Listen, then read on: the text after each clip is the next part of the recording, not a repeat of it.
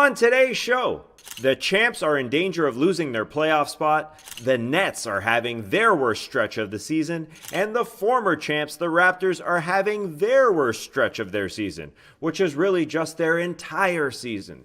Hey, I'm Tas Melis, and this is what you need to know in the NBA for Friday, May 7th.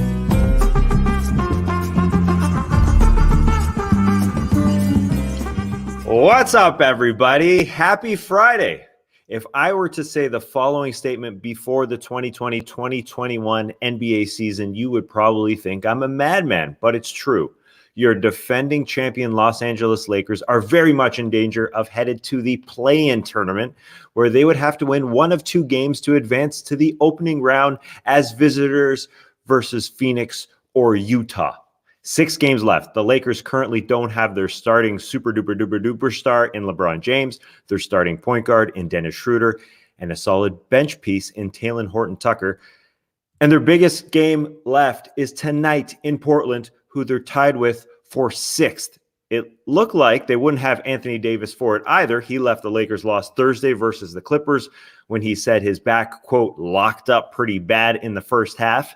AD has had back issues a few times in his career, as recently as last year's bubble, but he's ready to go Friday to try and stay in their spot so they can avoid the play-in. Anthony Davis said post-game, the tournament wouldn't be bad for the group at all. He looked at it as an opportunity. They need more reps together playing well.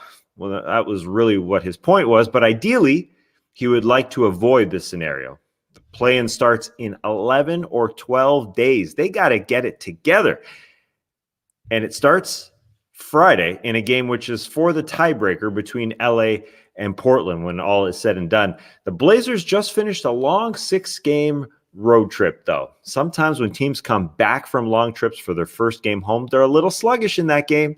You know how it is coming back from a long trip. Trips, you remember them? No, you don't. Me neither. Positive spin for the Lakers. Anthony Davis does want to play, though.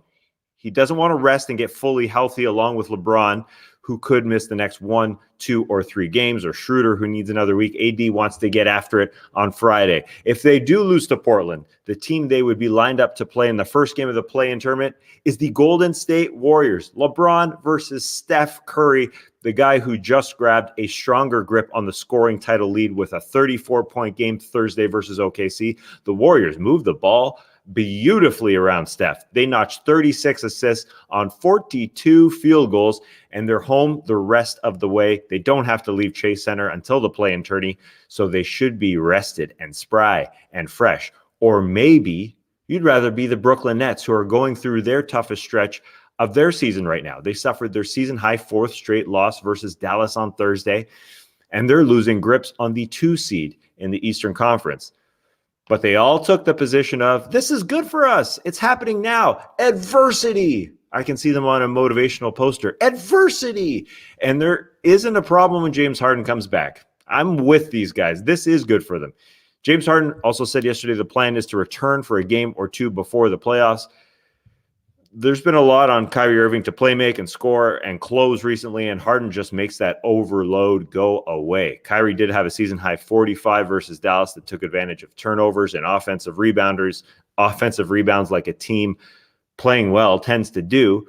Dallas is 10 games over 500 for the first time this season. Back to the Nets, though. Head coach Steve Nash pointed out that the available bodies are the most they've had all year. They have missed a lot of guys. It is a sturdier situation than the Lakers. And yeah, they're losing now, which is fine. They want to face some adversity before the postseason because they haven't had to all season long in their first season together. Mavs legend Dirk Nowitzki was courtside, and so was former President George W. Bush and former First Lady Laura Bush. Luka Doncic took a picture with the former president. Had to show that to you. I don't know why I find it so funny. It's a hilarious photo that the Mavs posted there. I'm currently wearing a Raptors shirt because it's the end for the Toronto Raptors. They lost in perfect, heartbreaking fashion versus the Wizards Thursday. Here was the Canadian tragedy. Not playing their franchise player in Kyle Lowry to start the game, but the guy who was supposed to be their next franchise player, Pascal Siakam, tied his career high with 44 points. Fred VanVleet sends the game to overtime with a triple. And then they come up short. They're almost done mathematically from the plan, although they're all alone for 7th in draft lottery odds. I heard the draft was deep this season. Just a note on Pascal Siakam is 44. And his painful season. He is the hero that took the fall in this season-long tragedy. The game winners that went in and out, so unlucky. The pressure of being the guy, having to change his mailing address from Toronto to Tampa. It's been tough. He takes the blame, but he has battled. Anyways, looks like it's over for Toronto. It was a run. Russell Westbrook continues his run. He had a triple-double and is now only 1 away from tying Oscar Robertson for the all-time lead.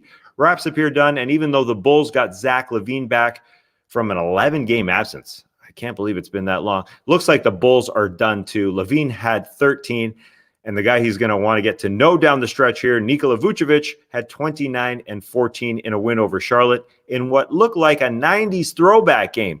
Bulls classic whites on the Hornets teal court, but they would have never worn white on the road back then. No way. Anyway, the Bulls are 3.5 games back of the Wizards for the final playoff spot, or the play-in spot, I guess we should call it, with 6 games to play. The Pistons beat the Grizzlies, who dropped to 8th in the West, and the Pacers beat the Hawks, led by Karis LeVert's 9 points in the final, 217. It was a wild week in Indiana with an assistant coach getting suspended for yelling at a player, extensive reports about the locker room and what's going on in there. We will get into it on The Drop here on Friday. Make sure you tune in for that. I will be back Monday to give you the news as fast as I possibly can. Have a great weekend, everybody.